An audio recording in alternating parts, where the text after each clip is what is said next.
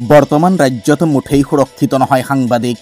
বিগত কিছুদিনৰ পৰা ৰাজ্যৰ প্ৰান্তে প্ৰান্তে সংঘটিত হৈছে সাংবাদিক নিগ্ৰহৰ ঘটনা। ক'ৰবাত যদি সাংবাদিকক উদ্দেশ্য কৰি কোনোবাই কটু মন্তব্য প্ৰকাশ কৰিছে, অইন ক'ৰবাত আকৌ কৰ্তব্যৰত সাংবাদিকক দুৰ্বৃত্তই আক্ৰমণ কৰি আঘাতপ্ৰাপ্ত কৰিছে। বিগত দিনৰ পৰা সাংবাদিকৰ ওপৰত চলা অত্যাচাৰৰ দৰে আজি পুনৰ ঢেকিয়াজুলি আৰক্ষী থানা এলেকাৰ ৫ নৈত সাংবাদিকক আক্ৰমণ কৰিলে শিলবালি মাফিয়াই। ফলত গুৰুতৰভাৱে আঘাতপ্ৰাপ্ত হ'ল ND24 নিউজ চেনেলৰ ঢেকিয়াজুলিৰ সাংবাদিক বিমল জ্যোতি নাথ। প্ৰাপ্ত অভিযোগ অনুসৰি ৫ নৈ নদীত বিগত বহুদিনৰ পৰাই এটা চক্ৰই অবৈধভাৱে শিলবালি খনন কাৰ্য চলাই আহিছে। ৫ নৈ নদীত চলাই থকা অবৈধভাৱে শিলবালি খনন কাৰ্য বন্ধ কৰিবলৈ স্থানীয় ৰাইজে দাবী জনাই আহিছিল। যদিও উক্ত স্থানত বন্ধ হোৱা নাছিল শিলবালিৰ খনন কাৰ্য, সেয়েহে স্থানীয় ৰাইজৰ আবেদন ৰক্ষা কৰি আজি সাংবাদিকৰ দলটো উক্ত স্থানত বাতৰি সংগ্ৰহৰ বাবে গৈছিল। বাতৰি সংগ্ৰহ কৰি উভতাৰ পথতে আজি সংঘটিত হয় এই ঘটনা। এই সন্দৰ্ভত ইতিমধ্যে ঢেকিয়াজুলি আৰক্ষী থানাত এজাহাৰ দাখিল কৰিছে সাংবাদিক বিমল জ্যোতি নাথে। হয়, আজি আমি ঢেকিয়াজুলিৰ পৰা আমি তিনিগৰাকী সাংবাদিক আৰু হগুৰাজুলি অঞ্চলৰ এগৰাকী স্থানীয় যুৱকক লৈ আমি যি হগুৰাজুলি ৫ নৈ নদীত যি অবৈধ বালি খনন চলি আছিলে দীৰ্ঘদিনৰ পৰা, আৰু ইতিমধ্যে সেই বালি খননৰ ঠাইত মানে যি গাঁতৰ সৃষ্টি হৈছিলে, সেই গাঁতত পৰি ইতিমধ্যে দুগৰাকীকৈ লোকৰ মৃত্যু হৈছিলে। আৰু তাৰ স্থানীয় ৰাইজসকলে পূৰা ক্ষুধান্বিত হৈ আছিলে। এই ক্ষেত্ৰত তেওঁলোকে বাৰম্বাৰ বন বিভাগক জনাইছিলে বালি খনন বন্ধ কৰিবৰ কাৰণে, তেওঁলোকে কথা শুনা নাছিলে। কিন্তু অবৈধভাৱে দিনে ৰাতিয়ে তেওঁলোকে বালি খনন কৰি ডাম্পাৰৰ বা ট্ৰেক্টৰৰ জৰিয়তে তেওঁলোকে সৰবৰাহ কৰি আছিলে অবৈধ বন মাফিয়াবিলাকে। তাৰপিছত আমাক তেওঁলোকে আজি প্ৰায় ১০০-১৫০ লোক ওলাই আহিলে তেওঁলোকে প্ৰতিবাদ জনাবৰ কাৰণে, আৰু এই বাতৰি সংগ্ৰহ কৰিবলৈ কাৰণে আমাক মাতিছিলে। আমি তালৈ গৈছিলোঁ।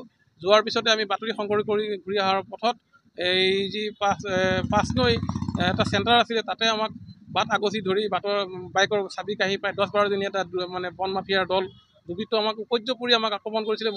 মোৰ লগতে মোৰ সতীৰ্থ এগৰাকীক আক্ৰমণ কৰিছে।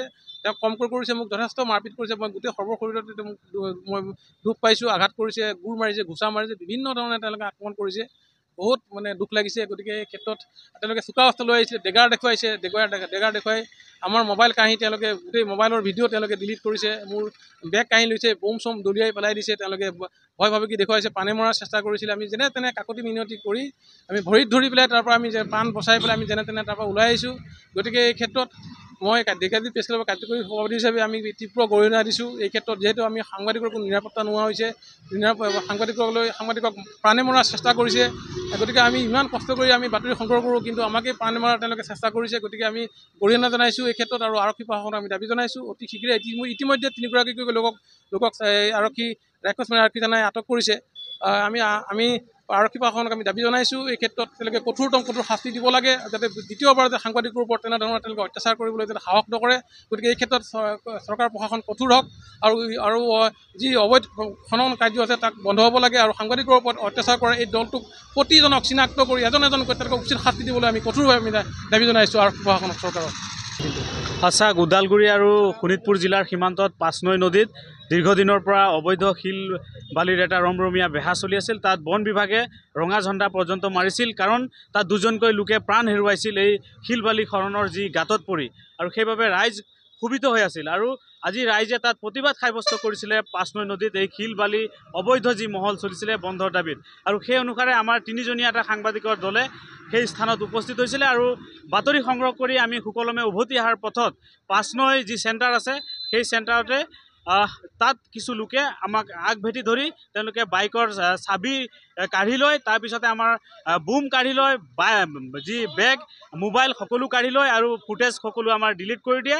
আৰু তেওঁলোকে আমাৰ এগৰাকী জ্যেষ্ঠ সাংবাদিক ND24ৰ বিমল জ্যোতি নাথক তেওঁলোকে প্ৰচণ্ড আক্ৰমণ কৰে, আৰু চোকা অস্ত্ৰ তেওঁলোকে লৈ আহিছিলে। আমাৰ প্ৰাণ নাশ কৰাৰ আচলতে তেওঁলোকে চেষ্টা কৰিছিলে। আমি সুকলমে সেই ঠাইৰ পৰা কোনোমতে হাতযোৰ কৰি আচলতে সেই ঠাইৰ পৰা বাচি আহিব লগা হৈছে। এটা ভয়ংকৰ পৰিস্থিতিৰ সৃষ্টি হৈছিল, আৰু লগে লগে আমি আৰক্ষীক জনাইছিলোঁ, আৰু কিছু সময়ৰ পিছতে আৰক্ষী উপস্থিত হৈছিল সেই স্থানত নহয়, কিছু দূৰত। তাৰ পৰা আৰক্ষীয়ে আমাৰ আঘাতপ্ৰাপ্ত যি সাংবাদিক তেওঁলোকক উদ্ধাৰ কৰি লৈ আহে আৰু বৰ্তমান চিকিৎসাৰ বাবে ব্যৱস্থা গ্ৰহণ কৰা হৈছে।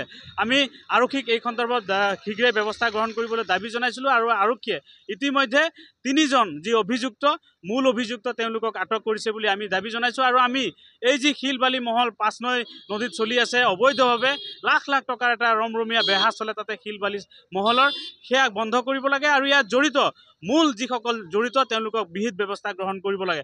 আৰু এটা কথা উল্লেখ কৰিছোঁ, পাঁচনৈত এটা ক্ৰেকচাৰ মিল চলি আছে, সেই মিলটোৰ সম্পূৰ্ণ অবৈধ যি বালি শিল সেই ক্ৰেকচাৰ মিলত আহে, তেওঁৰ বিৰুদ্ধেও বিহিত ব্যৱস্থা গ্ৰহণ কৰিবলৈ দাবী জনাইছোঁ। কাৰণ এই আক্ৰমণত সেই ক্ৰেকচাৰৰ যি মালিক সেই মালিকো জড়িত আছিল এই মাৰপিটত। গতিকে আমি আৰক্ষী প্ৰশাসনক দাবী জনাইছোঁ শীঘ্ৰে ইয়াৰ বিৰুদ্ধে বিহিত ব্যৱস্থা গ্ৰহণ কৰিব লাগে।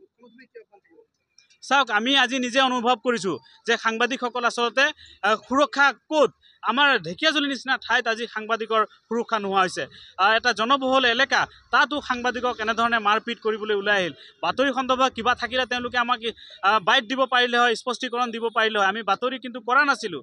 তাৰ মুহূৰ্তত তেওঁলোকে আহি এনেধৰণে আক্ৰমণ কৰাটো অনুচিত হৈছে আৰু ইয়াৰ বিৰুদ্ধে কঠোৰ ব্যৱস্থা গ্ৰহণ কৰিবলৈ আমি দাবী জনাইছোঁ।